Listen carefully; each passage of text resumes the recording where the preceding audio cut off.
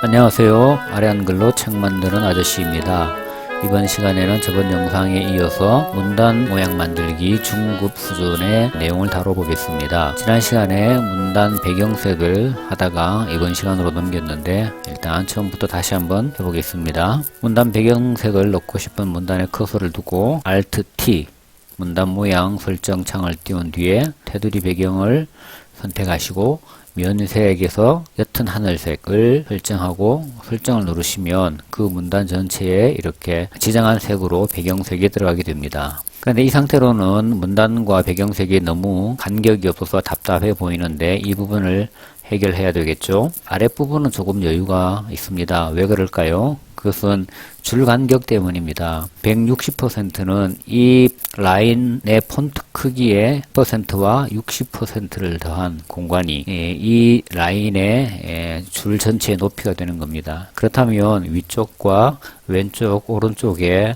여백을 만들어야 되겠죠. 다시 Alt T 배경색 간격이 있습니다. 그렇다면 아래쪽은 공간이 있으니까 그냥 두고 왼쪽에 2mm 또 오른쪽에 2mm 위쪽에 2mm 정도를 한번 넣어 보겠습니다. 자, 이렇게 공간이 생겼습니다. 모양이 괜찮아졌죠? 그런데 어떤 문제가 있냐면 이 문단의 텍스트가 움직이지 않고 배경색의 범위가 넓어졌기 때문에 전체 문서 모양에서 좌우 여백을 넘어서는 배경이 되게 되죠. 전에 어떤 편집을 맡아서 하게 되었는데 저도 이렇게 해서 의뢰인에게 드렸더니만 이 배경색 범위를 전체 문서 좌우 폭에 맞춰 달라는 것이었습니다. 자, 그렇다면 다시 Alt T를 누르고 모두 0으로 만들어 보겠습니다. 이 상태에서 이 폭을 좌우로 넓히지 않고 이 문단과 배경색의 공간을 만들려면 어떻게 하면 될까요? Alt T를 누른 뒤에 일단 위쪽은 그대로 어느 정도 거리를 두면 되겠죠. 이렇게 공간이 생겼습니다.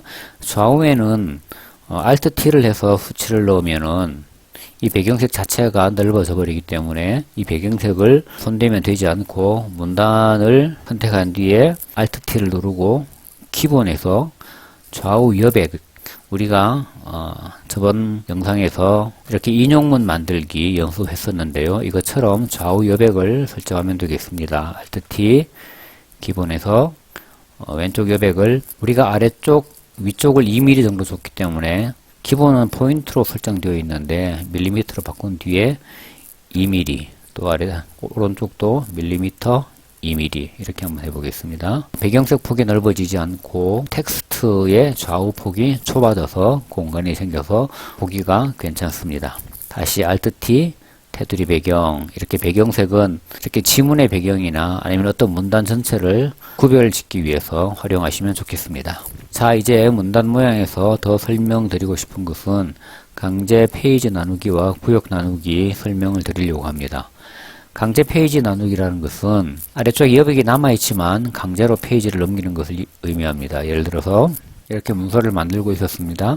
그런데 여기서부터 내용이 달라지기 때문에 다음 페이지로 넘겼으면 좋겠다. 강제 페이지 나누기를 모르시는 분들은 엔터 키를 쳐서 이렇게 페이지를 넘기게 되죠. 이렇게 해서 페이지를 넘겨서 문서를 편집합니다. 크게 문제가 없는 경우가 많지만 그러나 문서를 조금 더 정확하게 또 깔끔하게 아주 긴 문서를 계속해서 편집하려면 이렇게 내용이 구분되어서 페이지를 여기서 넘기고 싶을 때는 강제로 페이지를 넘겨주는 것이 좋습니다. 단축키는 Ctrl Enter입니다. Ctrl Enter 이렇게 누르면 여백이 남아있고 이렇게 커서가 이렇게 지나간 자리가 없죠. 여기서 설명을 또 하나 더 드려야 되겠네요. 일반적으로 문서를 편집하실 때 보기에서 이렇게 문단 부호도 보이지 않는 상태로 문서를 편집하는 것이 아래 한글 기본 설정입니다. 그런데 방금 설명드린 것처럼 이 부분에서 Ctrl Enter를 눌렀을 때 여기에 커서가 지나갔는지 안 지나갔는지 눈으로 확인할 수가 없죠. 다시 돌려놓고 문단 부호를 체크해 두시면 엔터가 쳐진 부분에 이렇게 표시가 됩니다. 그래서 여기서 엔터를 쳤기 때문에 여기와 여기와 문단이 나누어졌다라는 것을 알 수가 있죠. 자, 이 상태에서 엔터를 쳐서 페이지를 넘기시면 이렇게 커서가 지나갔던 엔터 친 자리가 이렇게 남아 있습니다. 물론 문단 부호로 남아 있는 것이기 때문에 미리 보기를 하거나 인쇄를 하면 나오지는 않습니다.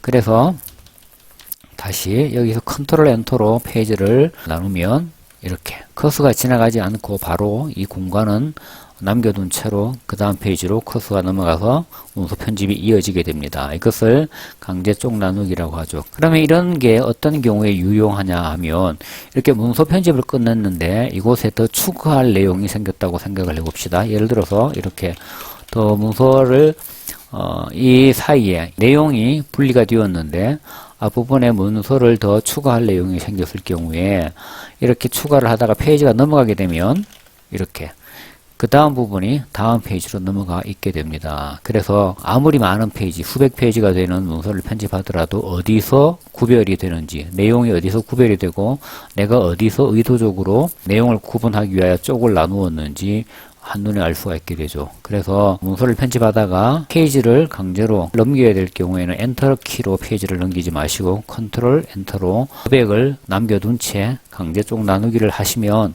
긴 문서를 편집할 때 한눈에 어디서 내용이 분리가 되는 건지 알아보기에 유용하다. 그 다음 마지막으로 설명드리려고 하는 것은 구역 나누기입니다. 구역 역시 여러 챕터, 여러 문단, 또 여러 내용이 섞여 있는 긴 문서에서 꼭 필요한 내용인데요. 짧은 문서 같은 경우에는 구역을 나누지 않고도 얼마든지 문서 편집을 할 수가 있겠습니다만은 예를 들어서 수험서를 만드는데 챕터 1, 2, 3 이렇게 여러 챕터로 나누고 챕터 안에서도 또 장에 나누고 그렇게 되면은 그때마다 구역을 나누어 주는 것이 문서를 편집하기가 좋습니다. 구역은 아래 한글 아래쪽에 보시면 구역이 지금 내가 위치한 구역이 어디인지 알 수가 있는데요. 전체 1구역 중에 1구역에 있다라는 뜻이죠. 우리는 이 두 페이지밖에 안 되는 문서에서 구역을 나누기 한 적이 없기 때문에 그렇습니다. 그렇다면 아까 여기서 컨트롤 엔터로 강제 쪽 나누기를 배웠는데 여기서 구역을 한번 나눠 보겠습니다. 구역 나누기는 Alt Shift Enter입니다. Alt Shift Enter. Alt Shift Enter로 이렇게 페이지를 넘겼습니다. 그러면 어떻게 되냐면 여기 아래쪽에 구역 표시를 보시면 두 개 구역 중에 두 번째 구역에 와 있다라는 의미겠죠. 커서를 앞쪽으로 갖다 두면 전체 두 개 구역 중에 첫 번째 구역에 있다라는 것을 알 수가 있습니다. 구역을 나누게 되면 구역별로 F7번 용지 설정을 다르게 할 수가 있고요. 또 머릿말, 꼬릿말 설정을 다르게 할 수가 있고요. 여러가지 구역과 구역 사이에는 마치 다른 문서처럼 서로 간섭하지 않고 설정들을 다르게 할 수가 있습니다. 문제집을 만들다 보면 다음 영상에서 설명드리겠지만 꼬릿말을 한번 만들어 보겠습니다. 자, 이렇게 쪽번호가 있습니다. 문제집 같은 걸 만들다 보면 이렇게 해설만 있는 페이지에서는 이 페이지가 들어가면 되지만 문제가 있는 부분에는 보통 아래쪽에 해답이 같이 들어가지 않습니까? 그래서 꼬릿말 영역이나 아래쪽 여백을 본문이 있는 부분과 다르게 잡을 필요가 있을 때가 있습니다. 그럴 경우에 구역을 나눈 뒤에 F7번을 눌러서 용지 설정에서 여백, 꼬릿말 아래쪽 여백을 조정하면 앞구역과 섞이지 않고 별개로 다른 구역이기 때문에 그렇게 설정을 할 수가 있게 되는 것입니다. 구역 나누기는 문서를 편집하는 데 꼭 필요한 기능인 것입니다. Alt, Shift, Enter 단축키 기억해 두시면 되겠습니다. 한 가지만 더 설명드리고 문단 모양 만들기 중급은 마치려고 합니다. 문단을 나누지 않고 줄 바꾸기입니다. 자, 여기 엔터로 줄이 바뀐 부분은 문단이 바뀐 부분이라고 했죠. 여기도 세 줄이 있는데 엔터로 줄을 바꿨기 때문에 이 한 줄 한 줄 한 줄은 다 다른 문단입니다. 그러나 여기 같은 경우에는 엔터 없이 타이핑을 해서 줄이 넘어간 거기 때문에 이것 전체가 한 문단이죠.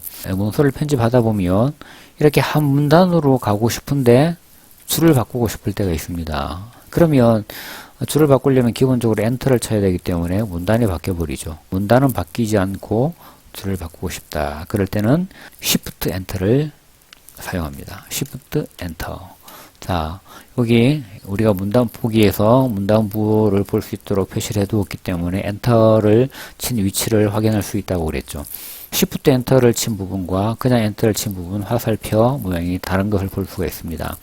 여기서 글을 텍스트를 타이핑하면 우리가 이 문단은 Alt T를 해서 확인해 보시면 기본에서 들여쓰기가 설정되어 있습니다. 이렇게 앞부분이 들여쓰기 되어 있는 것을 볼 수 있죠. 그래서 일반적으로 그냥 엔터를 치면은 이 문단 속성이 그 다음 문단에도 이어지면서 앞부분이 들여쓰기가 자동으로 적용이 됩니다. 그런데 Shift 엔터를 치면 문단이 바뀌지 않았습니다. 문단이 바뀌지 않았기 때문에 문단 첫 부분의 들여쓰기가 이 줄에는 적용이 안 되는 것입니다. 문단이 바뀌어야지 이렇게 들여쓰기가 이어서 적용이 되는 것이죠. 그래서 Shift 엔터를 치면 문단을 바꾸지 않고 줄을 바꿀 수 있다. 지금 다 설명드리기 어렵지만 다음에 또 많은 샘플 영상들을 만들면서 언제 이것을 활용할 수 있는지 설명드릴 수 있는 기회가 있을 것입니다. 이번 영상까지 문단 모양 만들기 중급 정도의 수준의 설명을 마치고 다음 시간에는 표 만들기 영상으로 찾아뵙겠습니다. 오늘은 여기까지. 감사합니다.